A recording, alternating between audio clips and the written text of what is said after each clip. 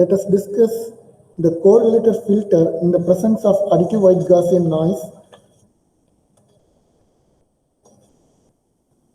We can assume that the transmitter is transmitting ith symbol Si of t, and it is corrupted by the additive white Gaussian noise N of t, which is allowed at the front end of the receiver. So the receiver is assumed to use correlated type receiving filter whose input is R of t, and this filter is used to correlate this R of t with n number of orthonormal basis function and to produce the received vector Ri. Generally, if R of t is equal to Si of t without noise, this Ri will be Si, which is represented by Si1, Si2 up to Sin. But due to the presence of the noise, this will not occur. So Ri will be represented as Ri, R1, Ri1, Ri2 up to Rin. So the received signal is represented by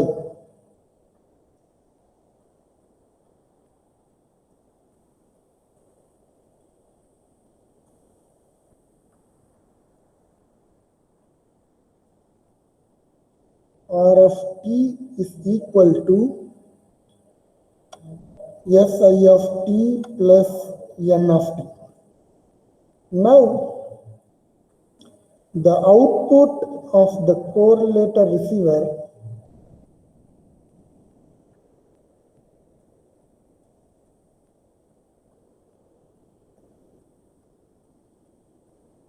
can be written as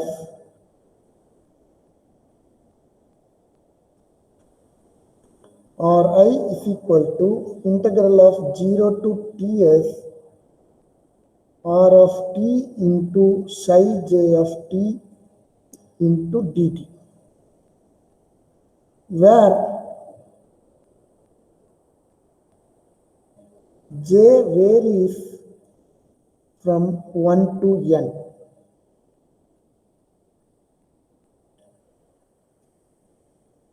That means R of t is multiplied with n number of orthonormal basis function, then it is integrated over an interval of Ts. So the correlated type received filter is assumed to have n number of channels, in which each channel consisting of one product modulator and one integrator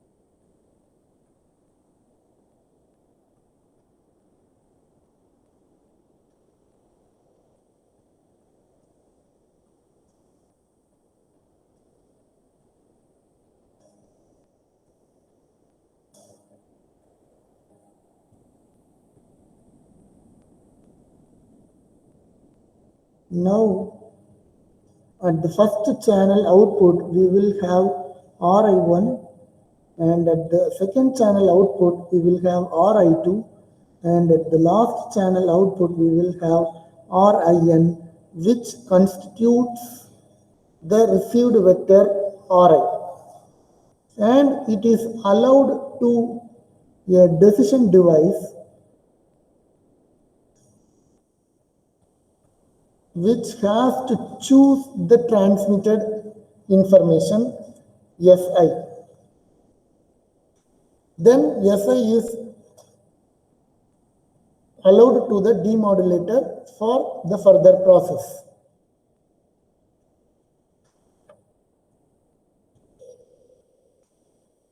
The received symbol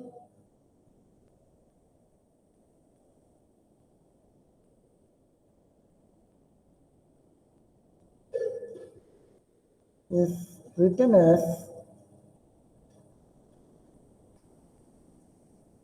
Ri is equal to integral of 0 to Ts R of t into psi j of t dt for j from 1 to n. And we know that R of t is Si of t plus n of t.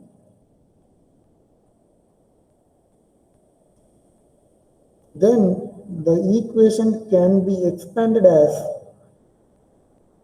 integral over 0 to Ts Si of t multiplied with psi j of t dt plus integral over Ts n of t into psi j of t dt.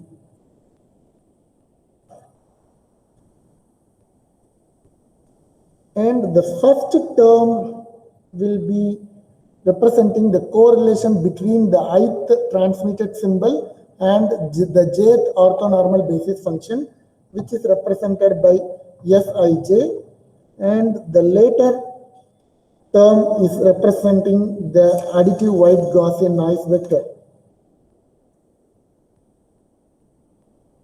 And Ri is the received vector,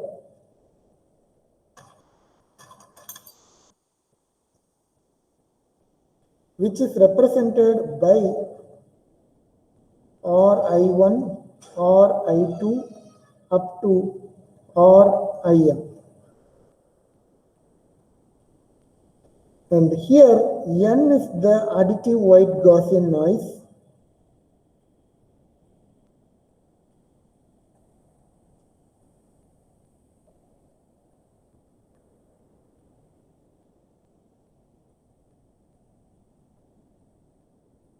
In the symbol, which is also called as narrowband noise.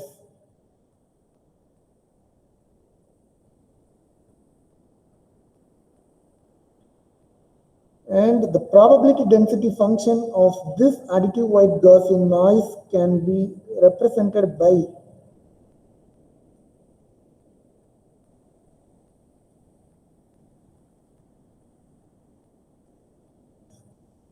f of n is equal to 1 over 2 square root of 2 pi sigma n square into e to the power of minus n minus mu the whole square divided by 2 sigma n square.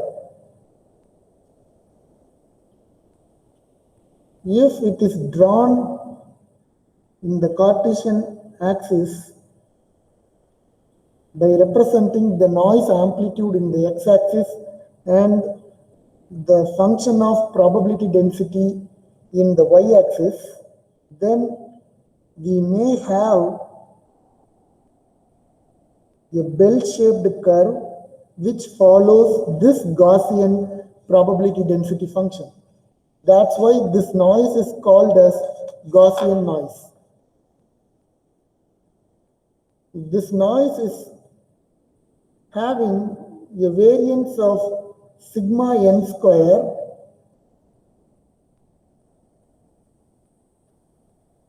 whose value is n naught by 2, where n naught is the noise power per unit bandwidth.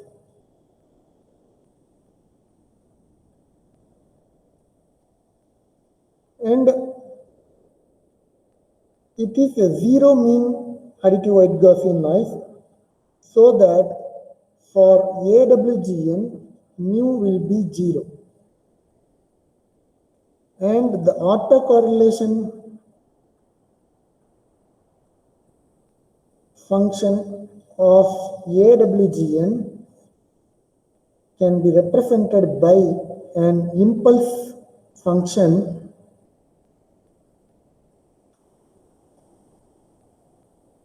which is having a magnitude of sigma n square.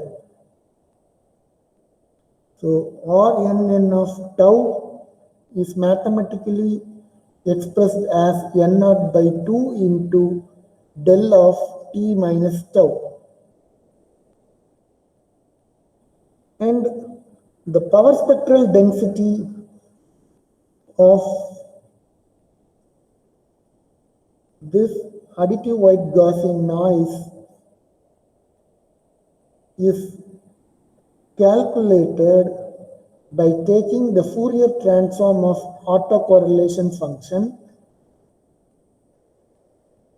and the Fourier transform of the Dirac delta function is 1, so that it is represented by n naught by 2 for all frequencies.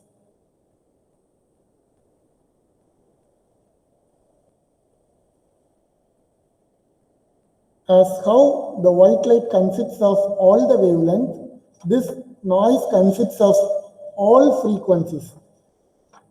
Hence, this is called as white noise. And due to the additivity nature of the intended signal, this noise is called as additive white Gaussian noise.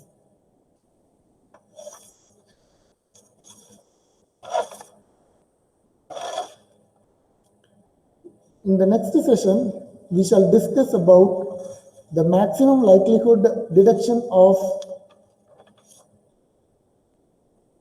the M-Array binary symbol in the presence of additive white Gaussian noise using correlated type receive filter.